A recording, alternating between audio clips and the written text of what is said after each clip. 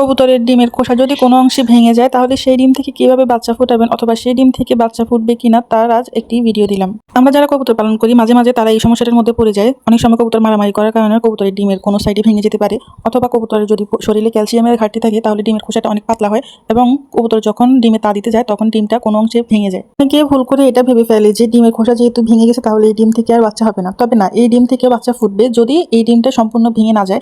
ডিমের ভিতরে যে তরল অংশ আছে সেই অংশ যদি ডিম ফেটে বের না হয় তাহলে কিন্তু সেই ডিম থেকে বাচ্চা ফোটে।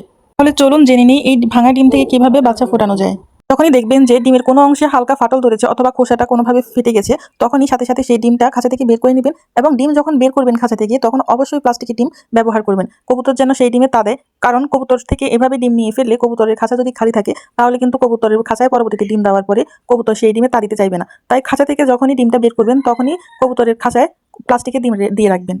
এই ভিডিওতে যে ডিমগুলো দেখতে পাচ্ছেন এই ডিমগুলোর মধ্যে অলরেডি কিন্তু ব্লাড চলে আসছে এবং ভেতরে কিন্তু বাচ্চা নাড়াচাড়াও দেখা যাচ্ছে, কিন্তু ডিমের খোসা পাতলা হওয়ার কারণে ডিমের খোসাটা ভেঙে গেছে। আমি যেহেতু এই কবুতরগুলোকে আনার পরে ক্যালসিয়াম কোর্স করাই নাই, তাই এই কবুতরের শরীরে ক্যালসিয়ামের অভাবজনিত ঘাটতি রয়েছে, যার কারণে কবুতর ডিম পাড়ার পরই এই ডিমগুলা ব্লাড হওয়ার পরও বাচ্চা হওয়ার পরও ডিমগুলো ভেঙে গেছে।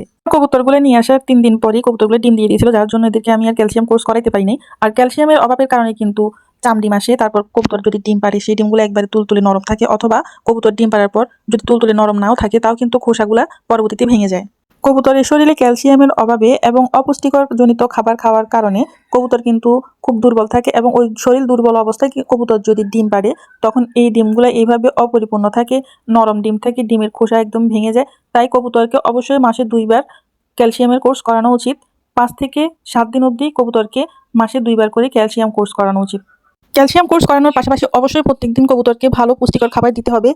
ক্যালসিয়াম কোর্সের পাশাপাশি অবশ্যই পুষ্টিকর খাবার রাখবেন, আর সেই পুষ্টিকর খাবার থেকেই কিন্তু ভালো ডিম বাচ্চা পাবেন। মাসে 2 বার করে কবুতরকে ক্যালসিয়াম কোর্স করাবেন, ভালো পুষ্টিকর খাবার দিবেন এবং এর পাশাপাশি অবশ্যই সপ্তাহে 2 দিন করে কবুতরকে গিট খেতে দিবেন। এই গিট কিন্তু কবুতরের ডিম শক্ত করতে, হজম শক্তি বৃদ্ধি করতে অনেক সহায়তা করে।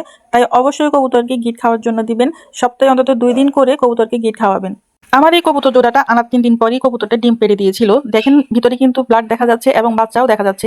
একবারে ক্লিয়ার ভাবে আমি আপনাদেরকে দেখাচ্ছি যে বাচ্চাটা কিভাবে ভিতরে নাড়াচাড়া করতেছে। কিন্তু কবুতরের শরীরে পুষ্টির অভাব থাকার কারণে এই ডিমগুলো প্রায় আজকে 15 দিন এই ডিমগুলোর বয়স, তারপরও ডিমগুলো ভেঙে গেছে, কারণ ডিমের খোসাগুলো অতটা শক্ত ছিল না, পাতলা থাকার কারণে ডিমগুলা কবুতর যখন তা দিচ্ছিল তা দেওয়ার পর কবুতরের ভারে ডিমগুলো ভেঙে গেছিল।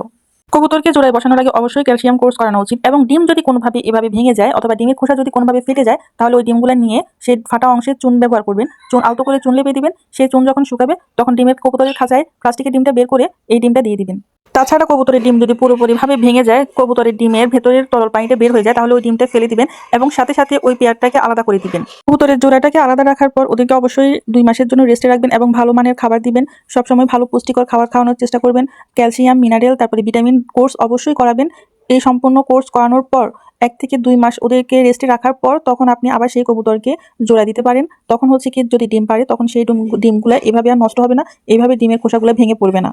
আমার কবুতরের এই ডিমগুলো কিন্তু যথেষ্ট পরিমাণ বড় ছিল। কবুতরগুলো যদি সুস্থ থাকতো এবং তাদের শরীরে পর্যাপ্ত পরিমাণ ক্যালসিয়াম, ভিটামিন থাকতো তাহলে এই ডিমগুলো থেকে কিন্তু ভালো পরিমাণে বাচ্চা পাওয়া যেত।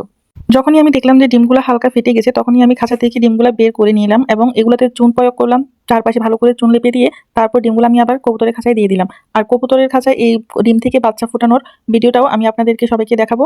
তাই আপনার শখের কবুতরটাকে জোড়া দেওয়ার আগে অবশ্যই ভালোভাবে ক্যালসিয়াম, মিনারেল, ভিটামিন কোর্স করিয়ে নেবেন, যেন আপনি আপনার শখের কবুতর থেকে ভালো ডিম বাচ্চা করতে পারেন এবং আপনার খামারের প্রত্যেকটা কবুতর যেন সুস্থ থাকে তার জন্য অবশ্যই ভালো পরিমাণ খাবার দেওয়ার, পুষ্টিকর খাবার দেওয়ার চেষ্টা করবেন। কবুতরের মাসিক কোর্সের জন্য কি কি মেডিসিন প্রয়োজন, কি ভিটামিন, কি ক্যালসিয়াম দরকার সেটা নিয়ে আপনাদের জন্য একটা ভিডিও আমি অবশ্যই রাখবো। সবাই ভালো থাকবেন, সুস্থ থাকবেন, আপনার কবুতরের যত্ন নেবেন। ভালো থাকুন। আসসালামু আলাইকুম।